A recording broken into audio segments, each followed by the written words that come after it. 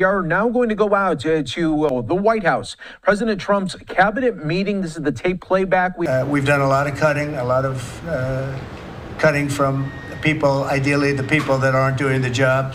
In many cases, people weren't attending jobs. In some cases, in many cases, people didn't exist. They had on the government rolls people that don't even exist. But of the ones that did exist, as you know, many didn't come to work. Many had no intention of coming to work. Many were paid and working someplace else. There were lots of bad scenarios, but they're being weeded out, and I think we're probably ahead of schedule on that. And to me, something that was just terrible is the contracts that we're finding, the fraudulent contracts that we're finding, where millions and millions of dollars and even billions of dollars in some cases were given out. And well, I think we'll start with that. I'd like to start with Doug Burgum, Secretary of the Interior. He told us about a couple of contracts that we have now found. When he got there, they saw this with Chris and everybody, and they couldn't believe it. Doug, could you just relate what you told us a little while ago? No, happy to, Mr. President. There's a federal consulting group, which was a group inside of Interior, but it was managing contracts from many different agencies that flowed through here. One of those contracts was to do surveys of individuals, $830 million for surveys. And so part of the question was, hey, could we actually see the surveys? And then the surveys came back, and a survey was like 8.5 by 11 sheet of paper with 10 questions that anyone's child in junior high could have put together, or AI could have done for free. $830 million. So that's one that we've stopped, and that contract was going out after you were inaugurated, sir. So yeah. it was so jumping. It's a pure fraud. Yeah, it's a fraud. But we've had many fraudulent contracts that were caught by the work that Elon and his people are doing, and working with our people. It's been brought to light that the fraud, not just waste and abuse, the fraud has been incredible. You mentioned one, Madam Secretary. Well, yes, sir. Well, let me just add to that, and thank you. We just had a wonderful cabinet meeting, all aligned on certainly the effort to realign the government. But even at the U.S. Department of Agriculture, we've canceled a $300,000 contract educating on food justice for queer and transgender farmers in San Francisco. A similar contract we canceled in New York, again, educating transgender and queer farmers on food justice and food equality. I'm not even sure what that means, but apparently the last administration wanted to put our taxpayer dollars towards that. We canceled a $600,000 contract out of Louisiana that was studying the menstrual cycles of transgender men, a $600,000 contract. We canceled another contract out of a university in the middle of the country that focused on getting more diversity, equity, and inclusion into our pest management industry. Again, these are nonsensical. It makes zero sense to use taxpayer dollars to fund these. I know these are just a few examples of the hundreds and hundreds that we have found. Well, a clear case of fraud was with the Small Business Administration, where they were handing out loans, $330 million worth of loans to people under the age of 11. I think the youngest, Kelly, was a 9-month-old who got a $100,000 loan. That's a very precocious baby we're talking about here. Well, we're tackling the fraud, waste, and abuse in the agency. We've seen,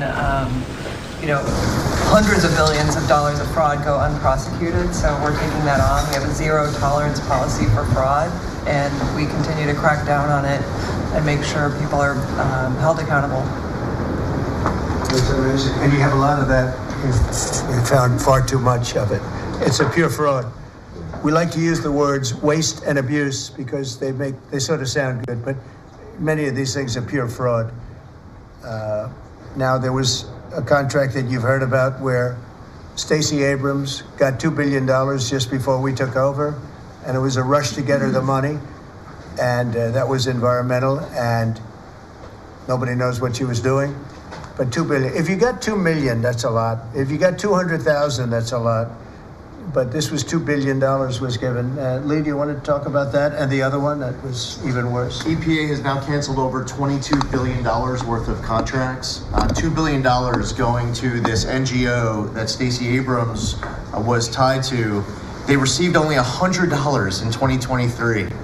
And then the Biden administration gave them $2 billion. The director of the Greenhouse Gas Reduction Fund saw his former employer get $5 billion. So $20 billion went to just 8 NGOs, and they're all pass-throughs. And then they were giving it to other entities, many of them were pass-throughs. And what you have is all these extra middlemen, they're taking their cut. And the taxpayer ends up getting screwed. They're losing out on all this hard-earned money. They can't afford to have the federal government waste. The partnership with Doge and Elon Musk has been incredible at EPA. Their team is very talented. We wouldn't have been able to do it without them. And of course, this mandate from President Trump to make sure that we identify every last penny, whether we're saving $50,000, $5 million, or $22 billion. We will not rest until every last penny is saved. Thank you, Mr. President, for the opportunity to do this for the American public. Thank you. Great job, you did. So we have a lot of that. We're getting down to a point we think probably over the next 2 or 3 months we'll be pretty much satisfied with the people that are working hard and want to be members of the administration and our country, really.